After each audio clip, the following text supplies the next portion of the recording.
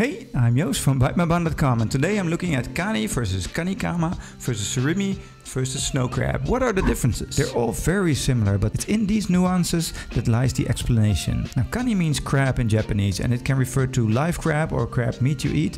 Snow crab is also a live crab and is therefore a type of Kani. There are three other popular crabs in Japan: the blue crab, stone crab and king crab, and all of these have a different taste and slightly different textures, but they're all considered to be Kani. Now, Kanikama is imitation crab made from surimi, a paste made from whitefish, not crab.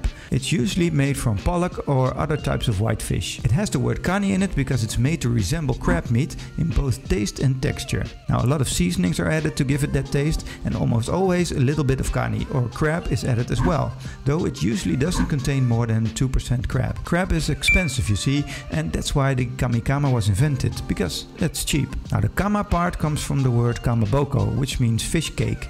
Kanikama or Kani kamaboko is a type of kamaboko. Kamaboko is also made with the same fish paste but with different seasonings and no crab meat. Kamaboko is usually referred to as the pink smooth fish cakes, but in reality it can be any type of fish cake, and those smooth pink ones are also just one type. Now, Kanikama is sweet and a little bit rubbery, and it really does taste a bit like crab meat when you put it in a whole dish so the flavors cover it up a bit. Because if you eat it by itself, it doesn't really taste like crab, just like a sweeter artificial version. Now we are at the surimi part, because there is a lot of confusion in that name as well.